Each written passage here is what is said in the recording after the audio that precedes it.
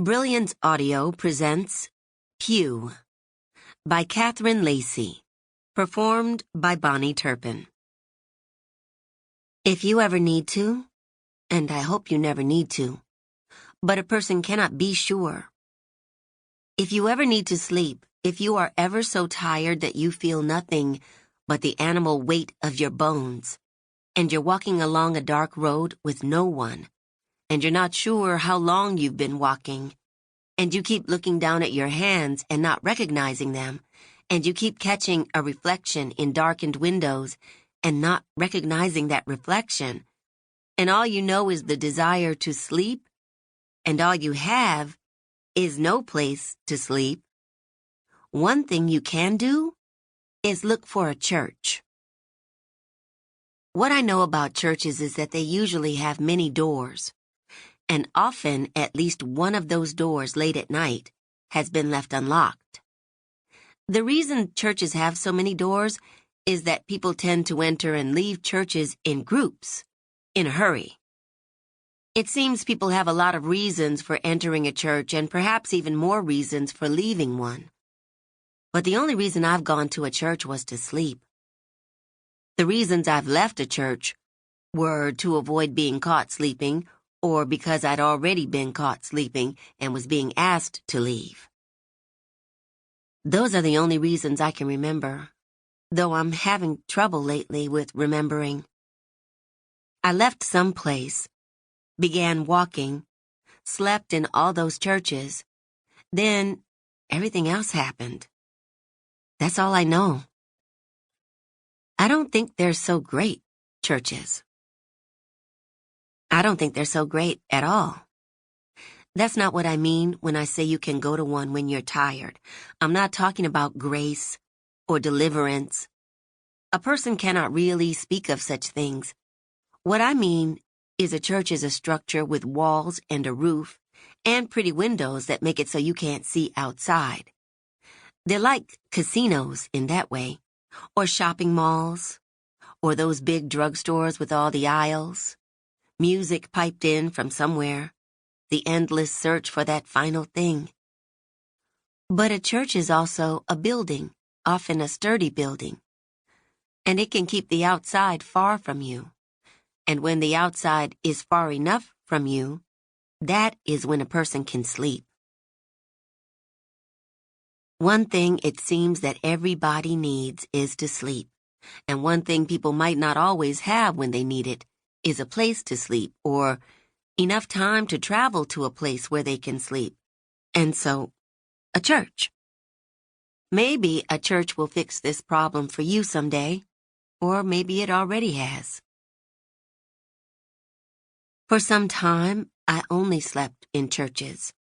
A few nights I tried to sleep in some woods, or a bathroom stall, or behind a gas station. And I took a few good naps in a cemetery, but the only place I could ever sleep for any real time back then was a church. Since then, I'm not sure I've completely fallen asleep or woken up. Days and nights unspool together. Sometimes I think I might be writing a letter to sleep, that I might be asking him if he remembers me, if he ever plans on coming back. I've received no word from death's brother. I have not entered a church in some time. The large churches, that's the sort of church you'll want to look for if you need to sleep. The large churches have more doors that might be unlocked, and more unlit spaces between all the buildings and rooms and hallways and playgrounds and gymnasiums and a kitchen or two, and sometimes they even have a smaller chapel next to the larger one, and the smaller chapel is almost always left unlocked. Also, the people that go to a large church are often too various to agree about anything in particular, so if you are caught sleeping there, the person catching you will likely not have a clear idea about how to proceed with getting rid of you.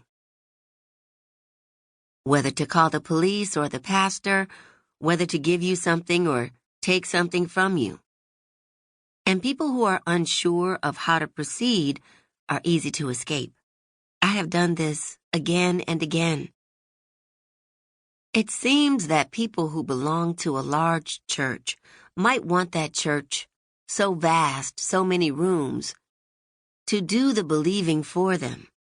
But the church is just a building. The church has no thoughts. The church is brick and glass. If they ever slept there, they would see that. I don't know how it all came to this. It seems that time is somewhere else, and what I can see here is not the present, but is, instead, the future, an eventual future. And somehow the present moment is back there somewhere I cannot reach, and I'm stuck living here in some future time. This body hangs beneath me, carries me around, but it does not seem to belong to me. And even if I could see them, I would not recognize my own eyes. Now, never sleeping, I think often of the way life blinks at you when waking. I miss that kind of beginning, being given another day, taking another day, something that's yours only yours and everyone else's. If you do manage to have a night's sleep in a church, you'll notice how nice it is to wake up there. It will almost make you want to believe in God if you don't believe in God. And if you do believe in God, it will be a nice pat on the back for you. It must be so nice to be patted on the back in this way, to walk always followed by this constant, gentle pat.